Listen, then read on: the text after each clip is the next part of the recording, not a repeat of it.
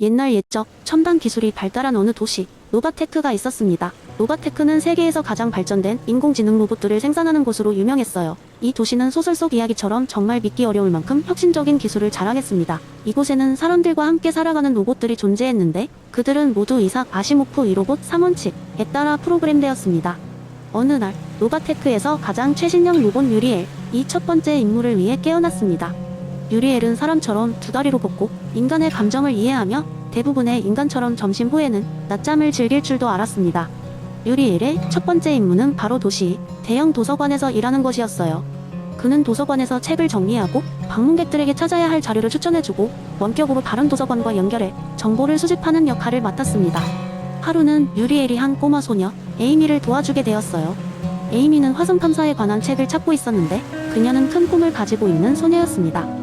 에이미는 화성에 거주지를 세우겠다는 포부를 가지고 있었고 이는 사람들에게도 큰 영감을 주었습니다.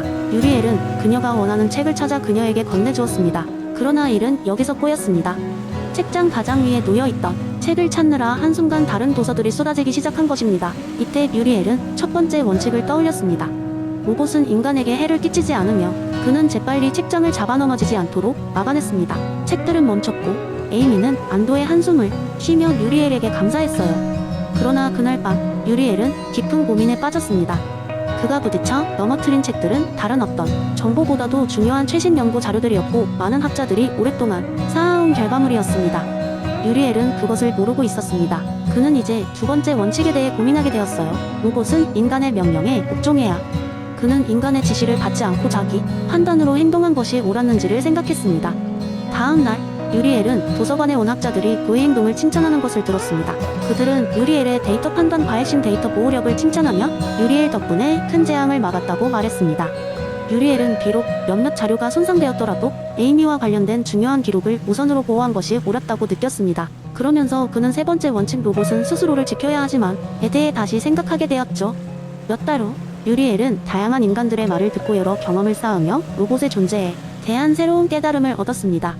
그는 윤리적으로 어떻게 판단해야 하는지 그리고 그 판단이 사람들에게 어떤 영향을 미치는지를 이해하게 되었죠. 유리엘은 결국 로봇의 존재 이유는 단순한 기계적인 움직임을 넘어 인간과의 조화로운 상호작용에 있다고 생각하게 되었습니다. 유리엘이 수년 후 도서관에서 정년을 맞이할 날이 다가왔습니다. 그는 과거의 에피소드를 회상하며 로봇 3원칙이 단순한 기준점만이 아니라 인간성에 관한 탐구의 출발점이라는 걸 깨달았습니다. 미소를 지으며 그는 도서관을 떠나면서 앞으로도 로봇과 인간이 함께 만들어갈 놀라운 미래를 상상했습니다. 두 번째 이야기 옛날 옛적에 춘추 전국시대의 혼란 속에서 어느 작은 마을에 자비로운 손이라는 별명을 가진 한 노인이 살고 있었습니다. 그의 본명은 알려진 바가 없지만 마을 사람들은 그를 오직인의 상징으로 기억하곤 했습니다. 그의 아버지가 돌아가신 뒤 그는 홀로 된 어머니를 모셔야 했고 자신보다 더 어려운 이웃들을 도와야 했습니다. 그는 누구에게나 친절하고 그의 마음은 항상 열려 있었죠. 하루는 그의 마을에 심각한 가뭄이 찾아왔습니다. 논밭은 메말라가고 사람들은 점점 절망에 빠졌습니다. 그때 마을 사람들은 노인의 자비로운 손에서 해결책을 찾고자 했습니다.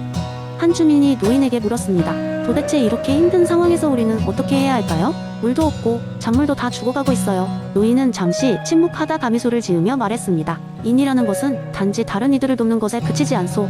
그것은 상대의 입장을 이해하고 마음의 공감을 나누는 것이오.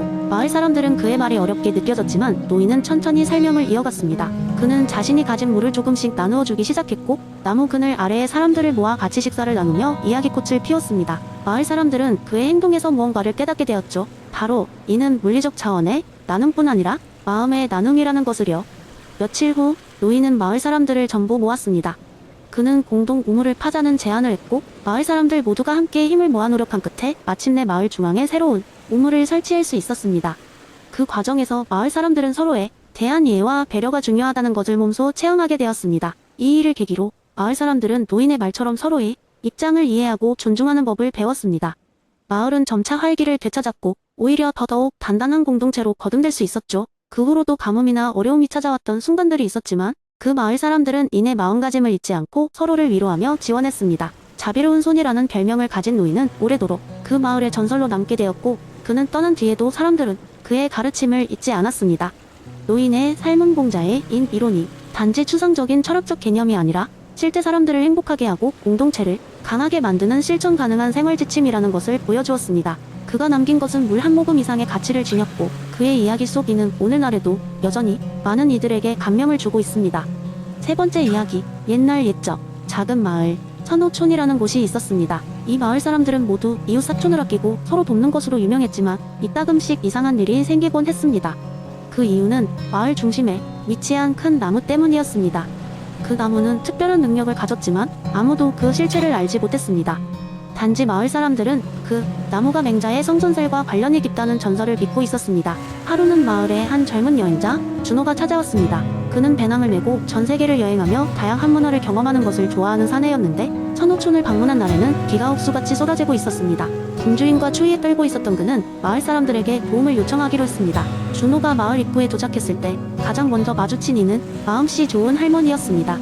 그녀는 준호의 사정을 듣자마자 쌀과 뜨거운 국을 내주며 타인에 대한 사랑과 인정을 잊지 마세요, 젊은이 라며 미소를 지었습니다. 준호는 감동하며 식사를 마치고 감사 인사를 전했습니다.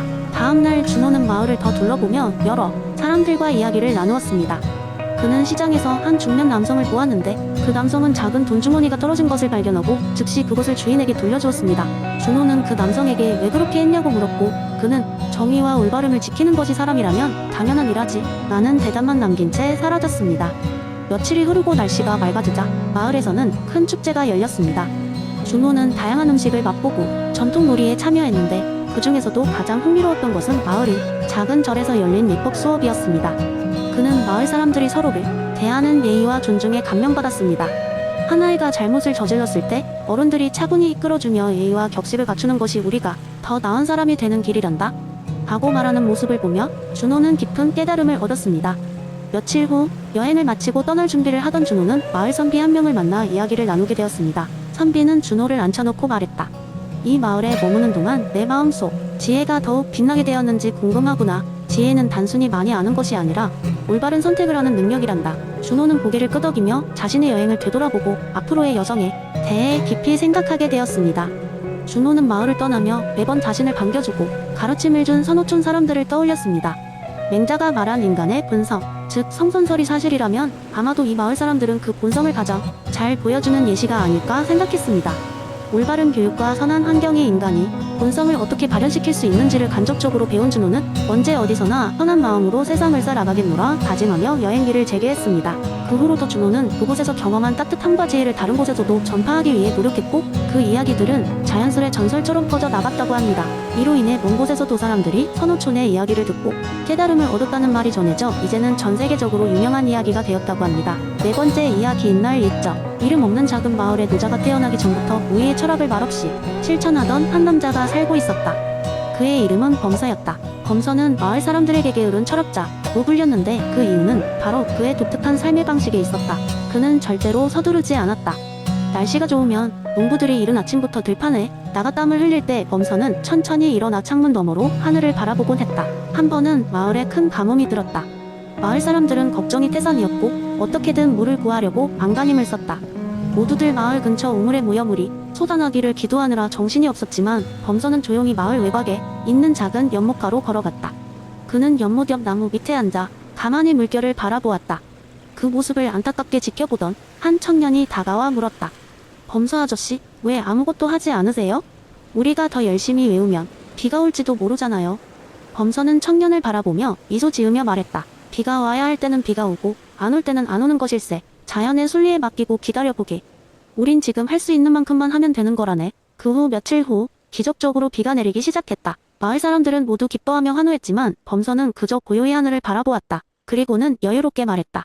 봐라, 자연이 알아서 모든 것을 제자리에 되돌려 놓았으니 우리가 할 일은 그것에 맞춰 발맞추는 것뿐이라네. 이 사건 이후로 마을 사람들은 범서의 무의 철학을 이해하기 시작했다. 가장 바쁜 일상 속에서도 시간을 내어 자연의 소리를 듣고 억지로 무언가를 이루려 하기보다 느긋하게 삶을 즐기기 시작했다. 그들은 자연의 리듬을 따르기 위해 노력하면서 오히려 더 큰 수확과 평화를 누렸다. 시간이 흘러도 범서는 변함없이 같은 모습을 유지하며 살았다. 마을 사람들은 이제 그를 게으른 철학자가 아닌 현명한 스승으로 부르기 시작했다. 범서의 삶은 후손들에게 무의 철학을 깊이 새기게 만들었고 그의 이야기는 대대로 전해 내려갔다. 그리고 그 이야기는 노자에게까지 닿아서 무의의 철학이 더 많은 사람들에게 전해지게 되는 계기가 되었다. 이렇게 범서는 자신의 삶을 통해 무의의 철학을 살아낸 사람이었다. 그의 삶 자체가 바로 가장 강력한 메시지가 되어 오늘날까지도 우리에게 자연스럽게 행동하고 살아가라고 속삭이고 있는지도 모른다.